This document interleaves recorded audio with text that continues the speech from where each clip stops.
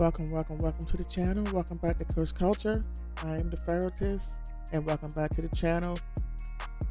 This live today is going to be part 2 of Moses and Akhenaten. Are they one and the same? So stick around, enjoy the video, like and subscribe, leave a comment, leave an email, and we'll get back to you. We'll be starting briefly.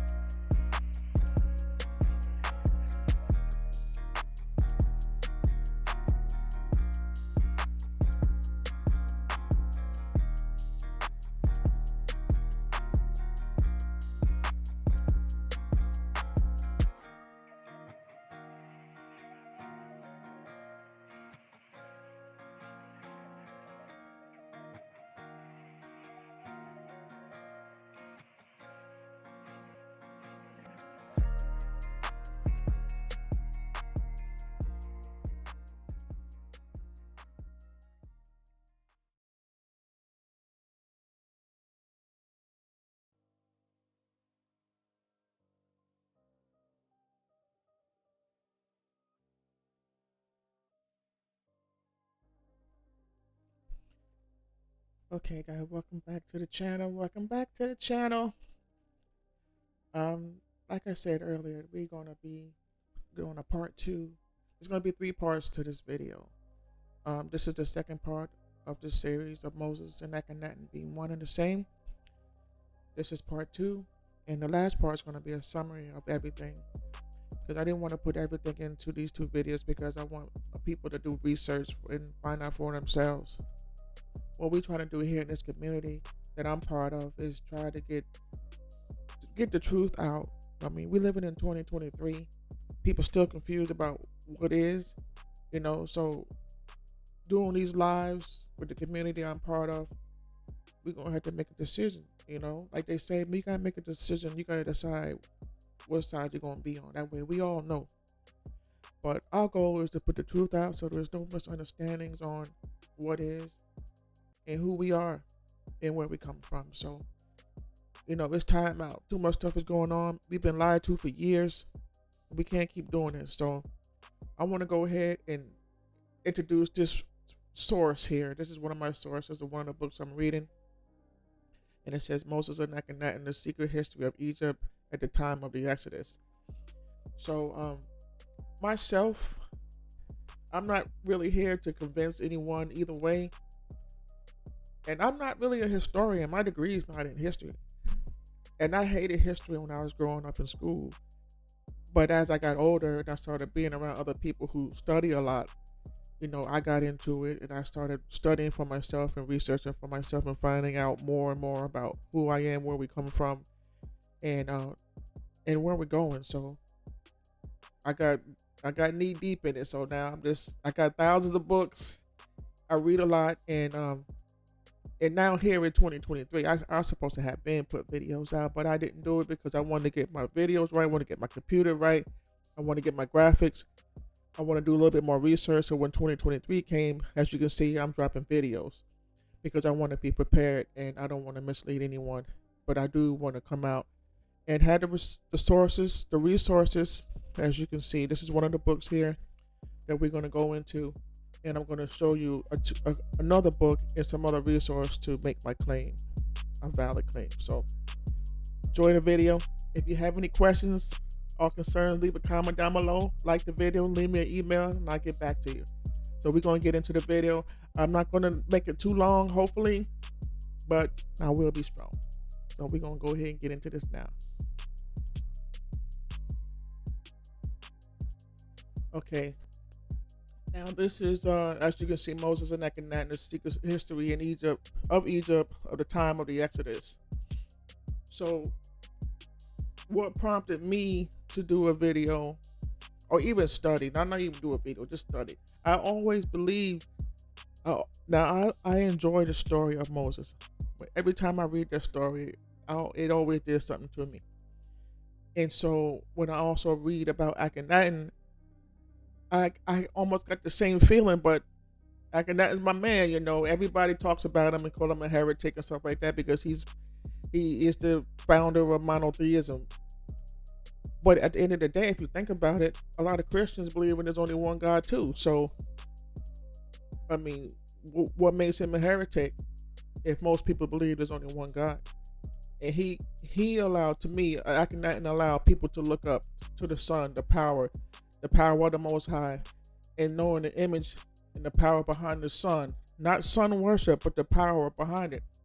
The moon. The reason why the sun and the moon comes up and does the same thing every day. There's a power, not someone, there's a power behind that. And to me, when I started studying about Akhenaten, my name is Nefertari Ra. That's my name. I'm the Pharaohtess. My name is Nefertari Ra.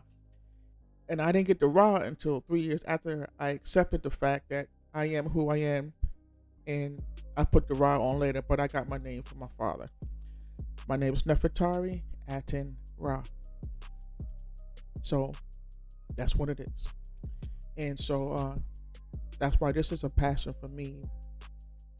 Because I believe they're one and the same. And we're going to prove it today. Well, we're gonna try to improve it today. So let's get into it. Now here we're gonna have a chronology chronology of the 18th dynasty and the 19th dynasty. Okay, I'm not going to read everything on the side of here because I got another book that I want you to see. And let me just show you this book real quick. Okay, let me go up to the title of this book. Now, this book I got when I was in Dalton, Georgia. I was at a truck stop. I did a delivery, I think Wednesday. And so I went inside to grab something to eat, and I saw this book in there on my way out, and it was like, man, I couldn't believe it. This book, Rose Book of Bible charts, maps, and timelines. This was ideal. So when I saw the book, I went ahead and just grabbed it because it was right up my alley on what I was already trying to accomplish. So there was two books there. This is by Rose Publishing, and the second one was Rose Chronological Guide to the Bible. And so we're going to go into this book a little bit more. Now, to talk about Moses, you have to go into the beginning when we have Abraham and Joseph. As you can see, the chosen family from Abraham and Joseph was 1200 to 1800 BC, where you talk about Abraham and Sarah, Joseph in Egypt, the story of Job, covenants, and in Bible. So we're not going to read everything, but I'm gonna read some of it because we have to have a starting point. So, of course, you know Sarah and Abraham. Let me just go ahead and read Genesis 12 through 24, where it says Abraham. I'm sorry, I don't want to do too much. I'm so sorry about that. All right, let me slow down.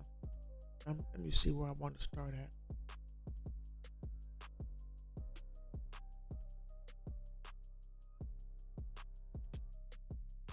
Let me start over here on. I'm gonna start here with Jacob's family. Genesis 25 through 26. It says after Abraham and Sarah's death, the biblical narrative turns to Isaac's twin sons, Jacob and Esau. Now, Jacob and Esau are the twins, that Isaac had. And you'll hear a lot of the Hebrew Israelites always talk about Jacob and Esau. Jacob is supposed to be us, and Esau is supposed to be the Gentiles, the white man, I guess. So he's supposed to be Esau. When they're twin brothers, and one came out, Jacob and Esau. One came out and with red and hair all over. So you'll hear the stories about Jacob and Esau, and this is where they get the story from. But particularly Jacob. At birth, Jacob was given his name, translated as he grasped on the heel. In ancient Hebrew, an ancient Hebrew expression that meant he deceives. I'm over here reading now, so just so you can have an idea. Hopefully you can see this. Make sure we're good. Okay. Expression that meant he deceives. Generations 25 to 26. Later in Jacob's life, God changed his name to Israel, which means struggles with God. That's in Genesis 32, verse 28. Both names suggest a man and also a family in a tug of war with God and each other. Okay, so Jacob and Esau always struggled with each other. One came out before the other one. The other one was mad and tried to pull his heels back, and that's the reason why you had to struggle to this day. If the Israelites tell that story to this day, that's the reason why we are separate from everyone else. That's why Jacob and Esau, the white man and the black people, don't get along. It's because of Jacob and Esau. This is where the story comes from. So it says the stories in the sections of Genesis details how God's chosen family struggled. They struggled with God. Jacob did so literally in Genesis 32. They struggled with each other, deceiving, fearing, and betraying. Some were victims, others were victimizers, and some were both. Most times they focus on their own survival status and power. For example, Jacob and his mother Rebekah tricked an aged and blind Isaac into giving Jacob the blessing that belonged to Esau. That's in Genesis 27, 1 through 1, chapter Genesis 27, 1 through 45. Jacob fled when Esau vowed revenge. He would be 20 years before their brothers would ever meet each other again. Jacob was fooled by Laban, and this is the story in the book with Jacob. He flees his mother. They deceive they deceive each other. Actually, they tricked his father because he was blind, so they deceived him to get the blessing over his son Esau. When Esau came in the house and found out his brother got the blessing, and of course Esau was mad, and then Esau was going to kill his brother, so his mother told him he had to flee. So that's the reason why Jacob took off, and he wound up to the place where his uncle was, and his uncle's name was Laban, and who tricked him into marrying Leah. Leah was the sister of Rachel. Rachel is the wife of Jacob, which is his second wife. Jacob didn't want to marry Leah. He wanted to marry Rachel. But because Jacob was a trickster, his uncle tricked him into marrying the firstborn, which was Leah, which she wasn't as attractive as Rachel apparently. And Jacob worked for his uncle for 7 years, and he was deceived, and he wound up marrying Leah instead of Rachel. And Uncle Laban told him that he has to work 7 more years, so that's 14 years total to marry to Rachel. And as people say, as a man, if he sees a wife, someone that he wants to marry, he's going to do whatever he has to do to get her. So this is one of those examples where Jacob wanted a wife, he wanted Rachel, and he was going to do whatever he had to do to get her, and he was willing to work for 14 years to get her. Even though he was married to Leah, making babies with Leah, that's where the other 10 tribes come from. But I don't want to get ahead of myself, but that's where the other 10 come from. So anyway, let me see where I was at. So he tricked him into marrying Leah, where Jacob had wanted to marry Rachel. The deceiver had become the deceived. In the end, Jacob married both sisters, Genesis 29:15-30. Having multiple wives was a common practice in the ancient world. Leah and Rachel competed for their husband's affection by having as many children as they possibly could. 12 sons and 1 daughter in total. They even gave their slave woman, I'm up here now, okay? They even gave their slave women to their husband to have children with them. Let me see. They even gave their slave women to their husbands to have children with them, much like Sarah and done with Hagar 2 generations earlier. Now, Sarah, just like Rachel, wasn't able to have children for many, many, many years, as you see here. That's what they're talking about. Like Sarah had done with Hagar. Now, when Sarah was married to Abraham, she couldn't have children either. She eventually had children, but Hagar, because Sarah was so old, she figured that she wasn't going to be able to have children, so she suggested Hagar sleep with her husband, and she wound up having a baby, and the baby's name is Ishmael. So that's the story of Sarah and Abraham and Rachel and Jacob, because Rachel didn't have children right away. Okay, Leah had 10. I think she had 10 sons. Yeah, she had 10 sons before Rachel had 1. So that's the reason why. That's the reason why she was kind of upset in competing, and Leah was making fun of Rachel because she's the prettiest, but she was sleeping with her husband when she married first and had 10 children before she had 1. So they was always fighting, in there. So Genesis 29, 30, 31, and 30 and 24 will explain to you about Sarah and with Jacob and Rachel. So this is just a prelude to where we are today and how we got to where we are. So I'm here now. So there were, however, times when this family turned toward God and God turned toward them. Jacob received an amazing glimpse into the heavenly realm, a dream of stairways to heaven. The Lord reassured Jacob that the promise made to his grandfather, which was Abraham, would be fulfilled. Awestruck, Jacob declared, how awesome is this place. The Lord would be my God. That's in Genesis 28:10-12. After 20 years of estrangement with his brother, Now remember, Jacob had to flee because Esau was going to kill him because he took the blood. Now his mother tricked him, but Jacob was grown. He was old enough to know better, but he wanted the blessing. But Esau didn't want it. A lot of people don't want. A lot of people, even today, they don't want. They want what you have, even though they have the access to get it, but they don't really want it until you want it. And so that's what I believe what happened here. But anyway, so Jacob had to flee because Esau was going to kill him. So his mother told him send him off, and he had to find his own way. That's how he wound up getting married and having 2 wives, and that's where the birth of the 12 tribes has come from. So let me continue on. So how awesome is this place? The Lord will be my God. Genesis 28:10-12. After 20 years of estrangement from his brother Esau, Jacob returned to Canaan and encountered Esau. Fearing for his life, Jacob humbled himself and prayed for God to protect him. Much to Jacob's surprise, Esau did not take revenge, but instead embraced and forgave Jacob. That's in Genesis 32:1-33 in chapter 4. The Lord renewed his covenant promises of blessings with the family despite their repeating failings. Genesis 26:3-5 and Genesis 28:13-15.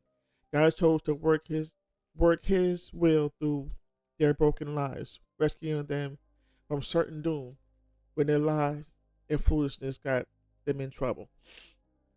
So Joseph is going to wind up in Egypt. Now, who is Joseph? Joseph was the firstborn of Rachel and Jacob. So that's where Joseph comes from. I know it's not saying it on here, but if you read the story, Genesis 35-70, Genesis chapter 37 through chapter 50 will tell you the story of Joseph from the beginning. So up against the backdrop of this flawed family, the story of Joseph stands out. The book of Genesis devotes 13 chapters, now about 1/4 of the book, to the story of Joseph. I'm down here reading now. Okay, this story provides us with an example of a young man from an unstable family to those who rely on God when so much of his future seemed hopeless. Joseph's older brother resented him. Now, Jacob had 2 sons. One name was Joseph, and one name, well, the last one was Benjamin. So those are the two children that Jacob had with Rachel, and Leah had the other 10 tribes, the other 10 sons, and one daughter. So there's not 13 tribes because the tribes apparently follow the seed of the man. So that's the reason why there's 12 tribes, although there's 13 children. So Joseph's older brother, just let me let you know I'm up here on top. So hopefully you can follow through. So Joseph's older brother resented him as biological son of Rachel and wife Jacob loved most. Joseph was favored by his father. Now, if you read the story, you'll see that when Isaac favored his son, he favored. Let me see. He favored Esau, and his Rebecca favored Jacob. So now Jacob's doing the same thing with Joseph and Benjamin, as you're gonna find when you read the stories. This is 37 through chapter 50. It's a beautiful story. If you take time to read it, you can see how it ends, and it ends. It's just a beautiful story. So take the time to read it. I think you'll enjoy it also. God also gave. I'm up here now. God also gave Joseph special dreams, which Joseph unwisely relayed to his brothers. His brothers understood Joseph's dreams to mean that one day, when they would all bow down to him, their little brother, Joseph's brothers, were determined to make sure they would never happen. Now, what's happening here is God blessed Joseph to be able to have dreams. So one day Joseph had a dream. Now, Joseph's the youngest, but he has a brother named Benjamin, was younger than Joseph, but Joseph was younger than all the 10 other brothers that he had. So it says here, God gave Joseph special dreams, which Joseph unwisely relayed to his brothers. His brothers understood Joseph's dreams to mean that one day they all would bow down to him, their little brother. Joseph's brothers were determined to make sure that would never happen. So they sold him to slave traders. and told their father that Joseph has been killed by a wild animal. I'm not going to tell you the whole story, but when um, Joseph, now I remember Joseph was the favorite of Jacob because that was his firstborn with the wife he loved, which was Rachel. So that was the firstborn. So his father made him a coat of many colors, and so the other brothers were seen to be jealous, and I don't know why they would be, but they seemed to be jealous. There was 10 other brothers before Joseph, but they were jealous of Joseph because he was the youngest. I guess he was the cutest, whatever. I don't know, but they were jealous of him. And his father made him a coat of many colors. But after Joseph told the dream to his brothers, with him being the youngest, that was before Benjamin was born. Um, they were jealous and they said that would never happen. And what was supposed to happen was God showed him a dream that they were going to rule. He was going to rule over his brothers. His brothers said that's not going to happen. We're going to make sure it doesn't happen because you're the youngest. We're older than you. We're not going to follow you nowhere. So what they did was they sold him to slave traders, pretty much like they did us. And that's how we wound up over here in America. But that's another story for another day. They sold him to slave traders and told their father that Joseph had been killed by a wild animal. Okay, so I'm going to keep on going, and I'm not going to read everything, but I'm going to just read this part right here. As a slave in Egypt, Joseph had no connection, no money, no status, and no protection from harm. But he had one person on his side. The Lord was with Joseph. That's in Genesis 39, 2, 3, and Joseph 21 and 23. That made all the difference to Joseph. That made all the difference. Joseph didn't just survive in the foreign land. He thrived. He was put in charge of the whole household of Potiphar, one of Pharaoh's officers. So even though his brother sold him into slavery, to slave traders, of course, he had nobody. He felt he didn't have anyone, but he knew he had the favor of the Most High. And because he had the favor of the Most High, God made him a Pharaoh himself, of Potiphar. Okay, so let me go on because I don't want to read too much about Joseph. This is not about Joseph. But I wanted to let you know how they wound up in Egypt in the first place. So let's see.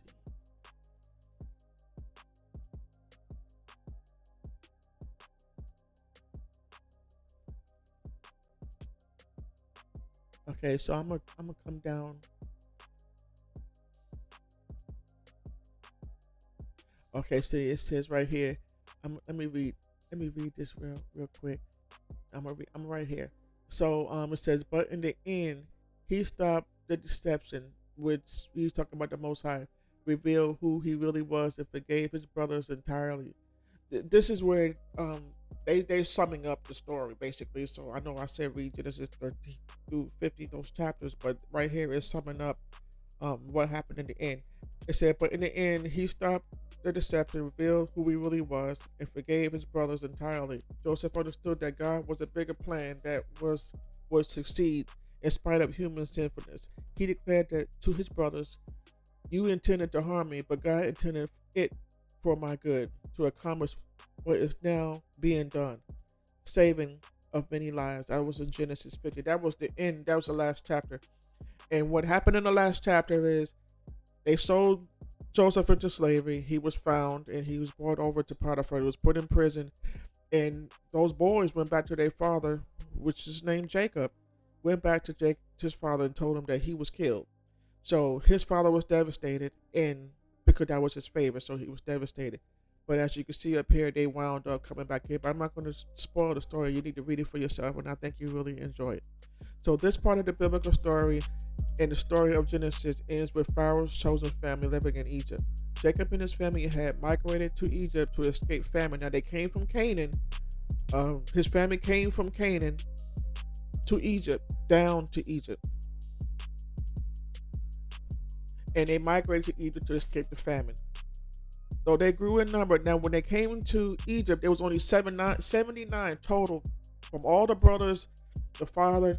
They all had children and grandchildren. So we went from 10 see, 10 brothers, 11 brothers, the mother and father. So they all wind up having 79 people coming to Egypt in all, which you'll find out when you read the story. They grew in numbers as God's covenant said they would. They were far from the land that God had promised. We read in later chapter that Genesis that Joseph had made a new home for himself in Egypt. He wanted to be buried in the promised land. Genesis 50 to 25. This demonstrated Joseph's trust that God would be faithful to fulfill the promises he made so many years earlier to Abraham. It's a good story, man. I'm telling you, you need to read it. So here we have the genealogy of Abraham's family and the journey of the patriarchs.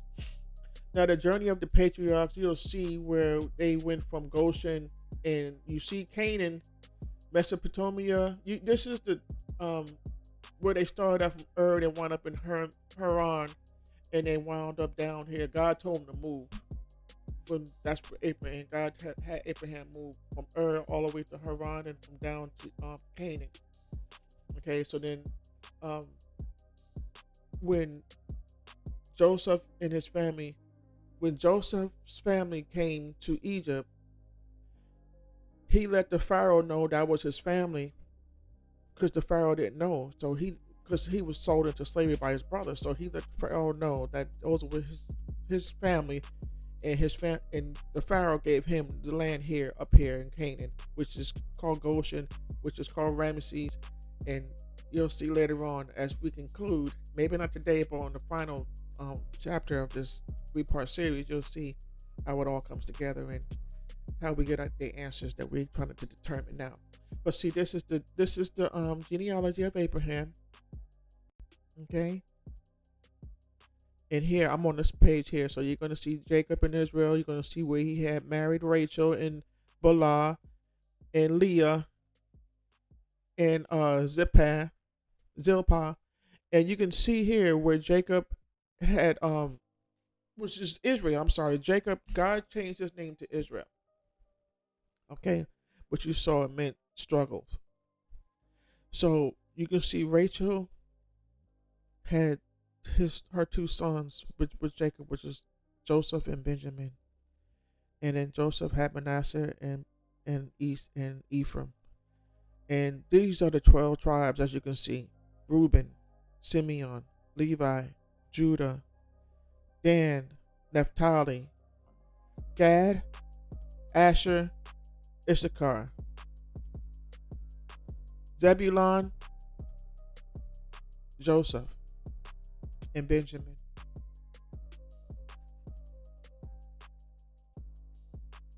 Now the map right here, the journey of the patriarch, this map here is it's going to be the key.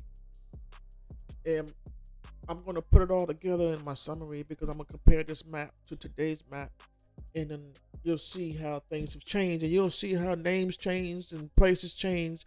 And that's one of the reasons why people don't know who they are or where they come from, because people have gone before us and make straight places crooked, and they change the names of different places, so you'll never know where you came from. And a perfect example of name changes is when we used to watch the movie called Roots. And in Roots, Kunta Kinte was beat until he confessed that his name was changed to Toby. He didn't want to say it. He knew what his name was, but they beat him damn near to death, to the point where he said Toby. So now his name was Kunta, so everybody knew him as that. So when someone changes your name, no one knows who you are later. No one knows where you came from. No one knows who you are. You know who you are, but that's it. As generations go by, people forget. You know where you came from. But now they changed the name, so now you're looking for a name on a map that doesn't exist anymore. So that's how we get lost and don't know where we came from. Some of them say they know, but to God be the glory. If they do, to God be the glory. Most people don't. And hopefully the community will be able to help us decipher, at least give us a locale of where we came from, and eliminate everything, the imposters, the people that want to imitate others. This community will eliminate that. So even if you may not know exactly, but you'll have an idea of what's true and what's not. That's the end goal, is straightening out the BS and giving you a direction on where to go. We don't. And studying is the methodology on how you're going to get to where you're going. You have to study, because you can listen to us. How you know what we're saying is true? All right, you gotta study and show yourself approved also. Okay, everybody gotta put their own, their own work in. You gotta put the work in, at least for yourself. Okay, the redeemed people from Egypt in the wilderness, 1800 to 1400 BC. Moses and the Exodus, wilderness wandering, feasting of Israel, and the Ark of the Covenant. So this is part of the book I was showing you earlier. So I'm not going to read this. I'm just going to let you see um, some of the things that are going on in this book. And we're talking about Moses and the Exodus. The book of Moses opens with the descendants of Jacob, called Hebrews, or Israelites, grown numerously in the land of Egypt for many years. God had blessed them. Go up here. I'm back up here now. God had blessed them, but the Egyptian rulers saw their success as a threat and became suspicious. Then a new king, to whom Joseph meant nothing, came to power in Egypt. Look, he said unto his people, the Israelites have become too numerous for us. So what happens is, now for what they're saying, and according to what the scriptures say, is that when Jacob's brothers and their family came, there was 79 people, and now they're growing and growing and growing. So that means they're having relations with the Egyptians, and they're growing in numbers and numbers and numbers and numbers and numbers. And apparently they got more Hebrews at that time, if you want to call them Hebrews or Israelites. That's what the Bible's calling them. So they grew so far in numbers, there was more Hebrews than there were anybody else. So this is the reason why it says, then a new king, to whom Joseph meant nothing, came to power to Egypt. Look, he said to the people, the Israelites have become too numerous for us. Come, we must deal truly with them, or they will become even more numerous, and if war breaks out, we'll join our enemies. Fight against us and leave the country. So they had put masters over them to oppress them with forced labor. So that's Exodus 1:8-11. So you can see here, they wanted to put, because there were so many of them, they figured they'll control them by oppressing them and enslaving them. So that's what they did here. Made them do forced labor. So you can see that's where we are today. Now we're going to start talking about the date of the Exodus. So I want to give you a little bit of history about how they wound up in Egypt in the first place. So how they wound up in Egypt, how they wound up with so many people, is because when it came through the famine, they were famine last for 7 years. After the second year, they ran out of food, and they wound up coming to Egypt, where they found someone that Pharaoh put over Egypt. Come to find out, it was their brother Joseph, the one they said died or killed, but it's actually the one they sold into slavery. So now everybody is in Egypt, and now there's too many of them. So now they're going to enslave them. Now, they wasn't slaves before they got to Egypt, so they came freely. I'm not going to get into it too much of that, because I want to conclude on that in my summary. So let me just move on. So I don't want to go too much in that. But today's topic is to try to decipher if Moses and Akhenaten One the same. Okay, so we talk about the date of the Exodus, and this is where this chart comes in at. This chart right here. This is the chronology of the 18 and 19 dynasty. Okay, so remember where we are now. So the date of the Exodus, dating of the Exodus event is very difficult and highly debated. There are two main options: a high date, which is the 1446, and a low date, which is 1290 BC. So we got the 1446 BC. So let's go see what happened in 14. Let me see what the number is. 1446 BC. So 1446 BC. So let's go over to the chart here. 1446. So we're talking about Moses the third. Now you see, now he was there for 54 years. If that's the right time frame, that's the time frame of the 40 years. The yeah, the 40 years they roamed all over the place. Let's see. Okay, if it's the low date, which is 1290 BC, and we go here, we're looking at Ramesses II, which ruled for 67 years. Let me do that again. The date of the Exodus. Dating of the Exodus event was very difficult and highly debated. There are two main options: a high date of 1446 and a low date of 1290. Evidence of the high date of 1446. 1 Kings 6:1 states that the Exodus happened 480 years before Solomon's 40th year, 966 BC. Working backward, this dates the Exodus to 1446 BC. 1446 BC, did we see 1446 BC? Did we see that Moses III was the Pharaoh?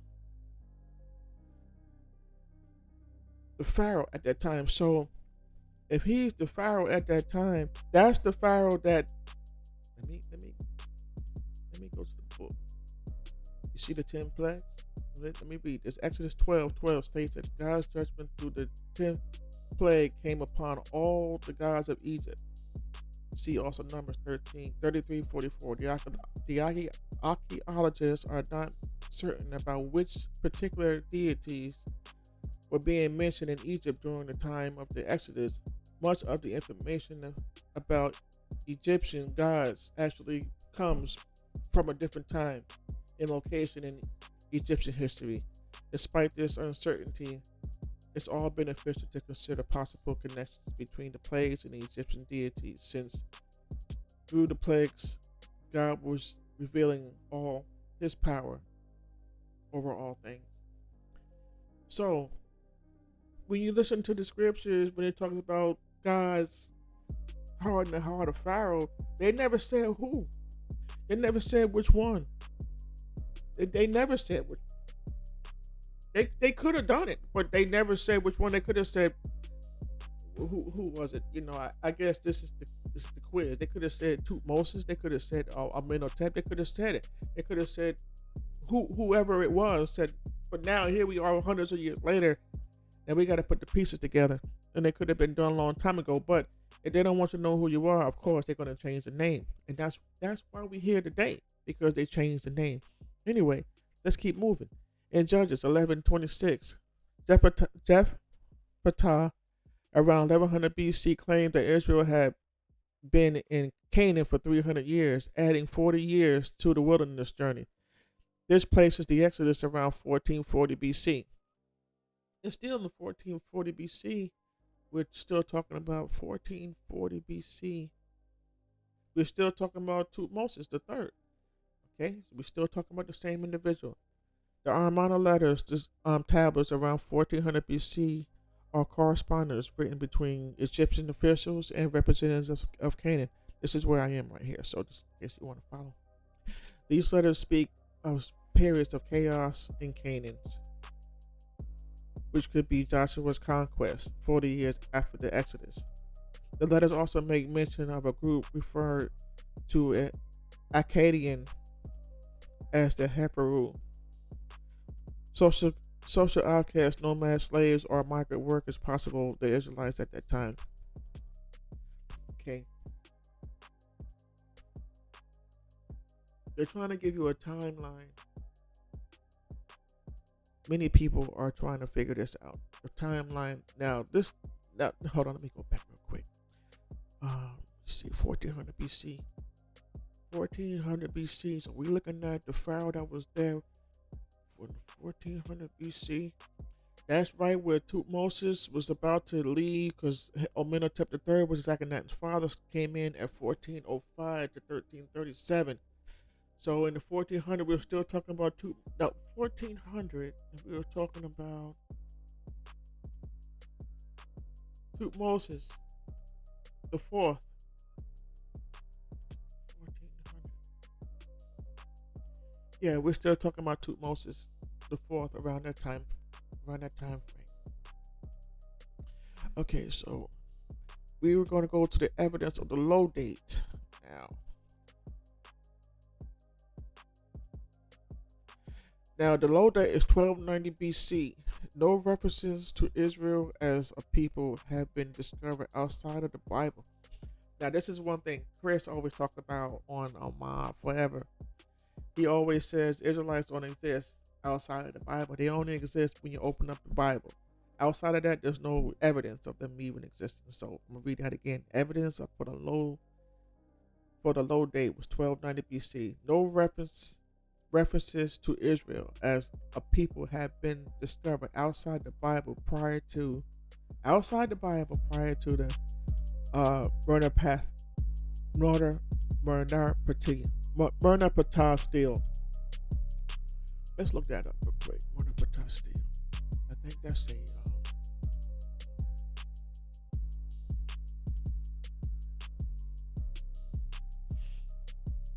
let me see. Murder Patah Steel.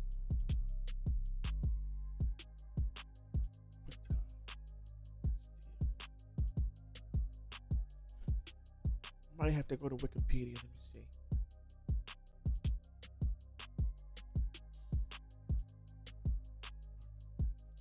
I go to Wikipedia.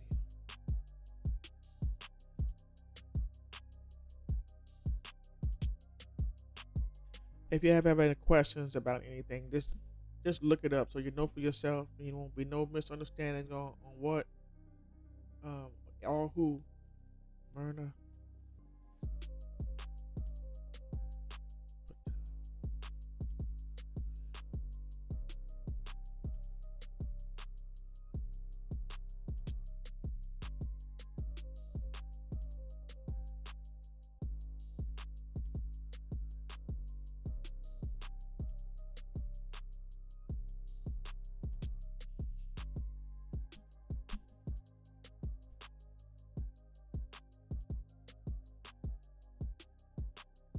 Here it is here.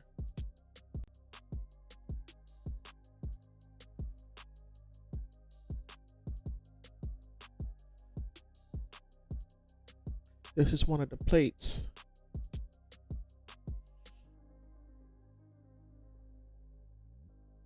The Myrna Patah steel, also known as the Israel steel or the victory steel of Myrna Patah.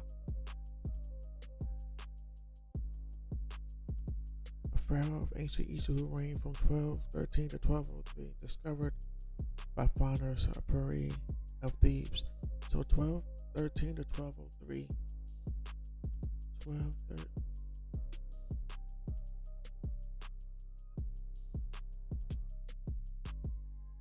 That's way beyond the 19th dynasty.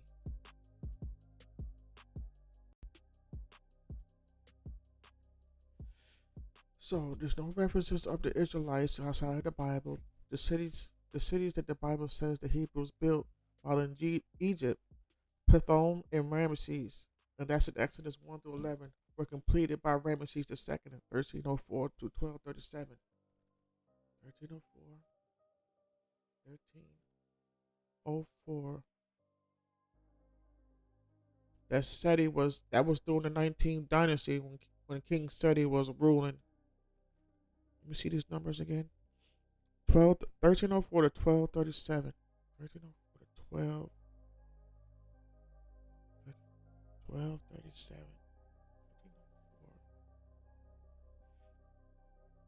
Yeah, that was during King Seti's reign.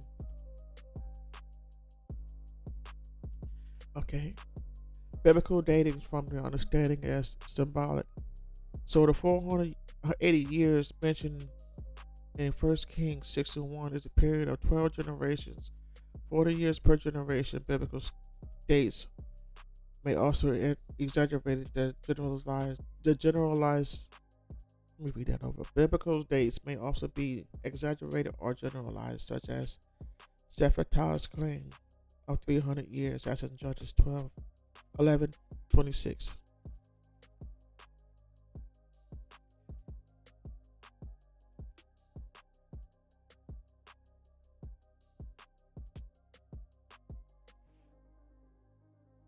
So we see that the Exodus took place. Let me. I don't want to go too far over that. Okay, so we're looking at 1446 through 1290, and you get to find out who the Pharaoh was that was in the land when Moses supposedly had delivered the children out of Egypt. Moses was the one, apparently, if the time is right. If it's 1290, as they say on the low side, 1290 on the low side, then of course 1290.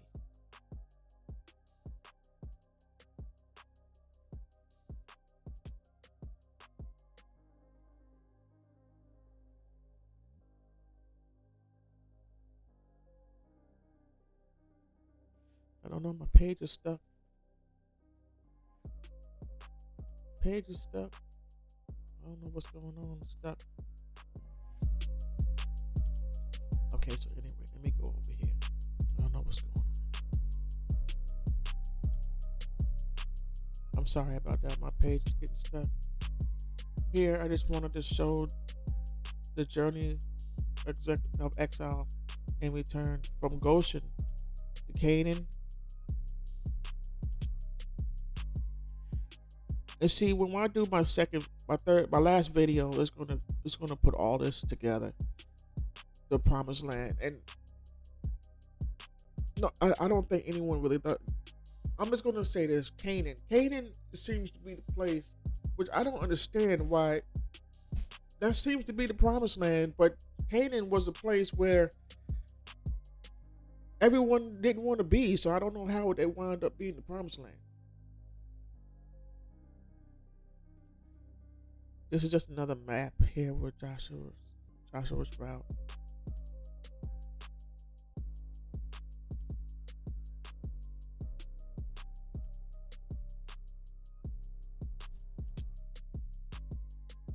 I think it's the last page.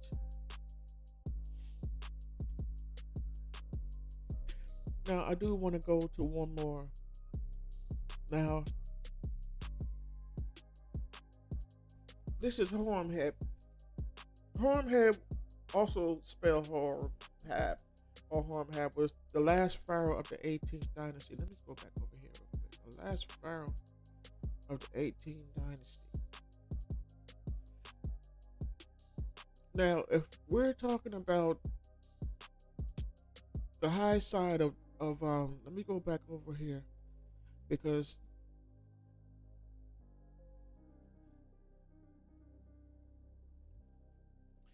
I want to go back to this timeline real quick.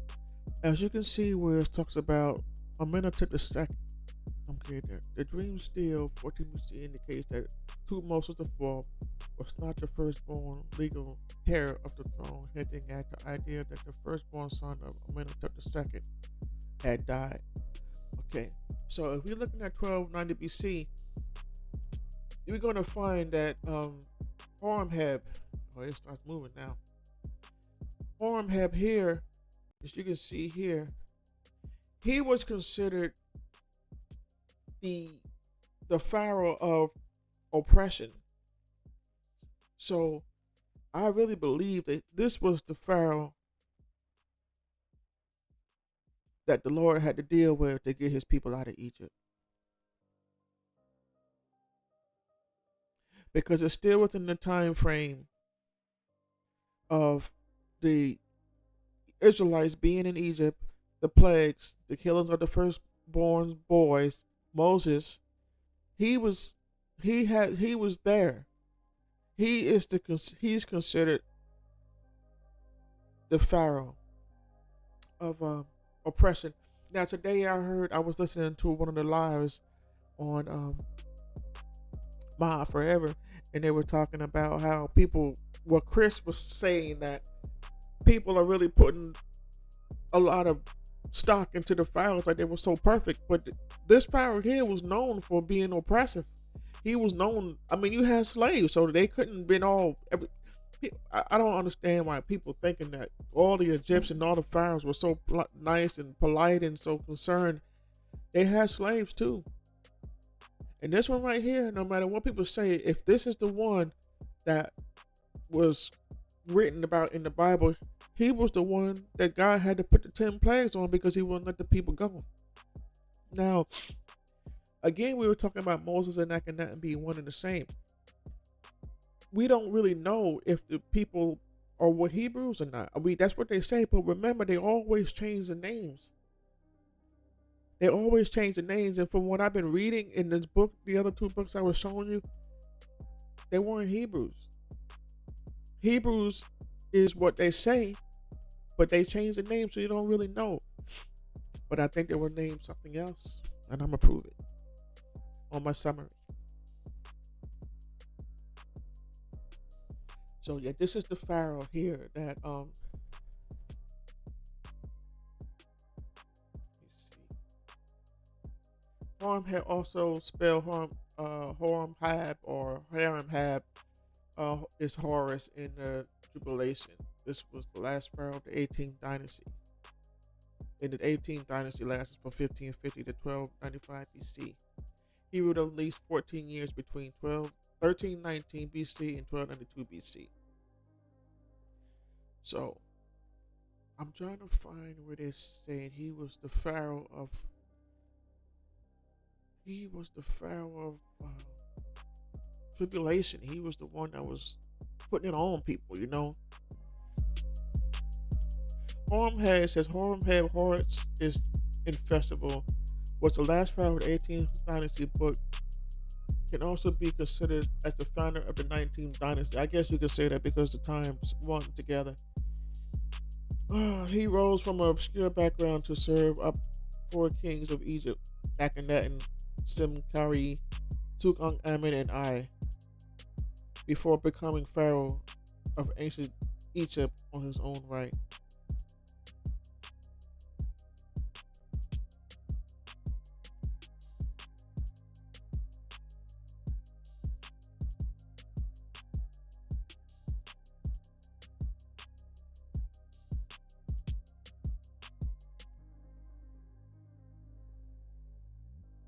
Okay, so here it is right here. It says right here. It says Horemheb Exodus Pharaoh. So that's what I'm saying. Um, Pharaoh Akhenaten, formerly Amenhotep IV, in 1335 BCE, Akhenaten died, and Moses, at age 56, returned to Europe. Europe. I'm sleepy, Lord. Returned to Egypt. He found Egypt in chaos and rebelled due to the outrage by the priests and their uh what is that? I don't know that word. Over the move from polytheism, because they were polytheism, meaning serving more than one God. During the 15 years Moses lived among the Hebrews, by the age of 7, he became their de facto leader. So he came back. But see, Akhenaten had died. And Hiram had, I believe, to me, from what I've been reading, he is the Pharaoh that the Lord had to put the whip on to let the people go. That's Horemheb. He was the last Pharaoh of the 18th dynasty, which the time frame is right. And he's also the founder of the 19th dynasty. So,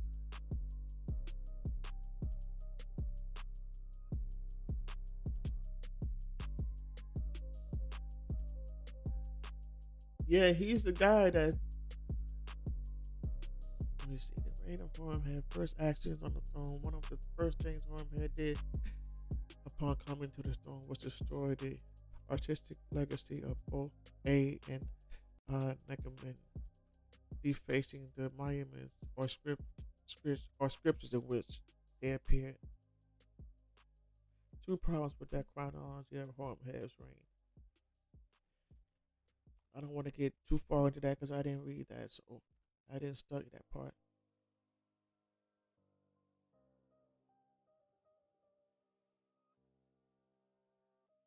It says Horemheb also died without having surviving children, having appointed his razor Paramasu as his heir. And this Pfizer ascended the throne in 1292 BC as Ramesses I and was the first pharaoh of the 19th dynasty. Now, remember the names when we get back into the summary. Remember the names Ramesses, because Ramesses,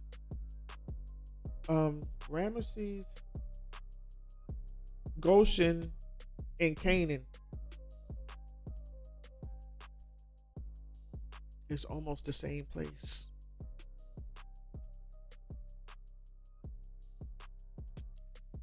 Yep, and we're gonna prove it.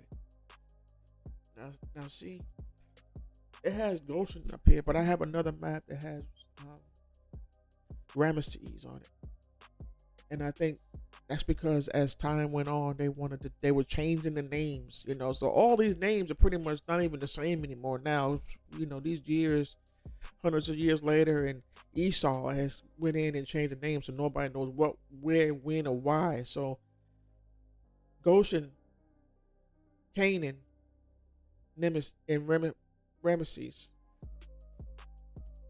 is the location here in Canaan.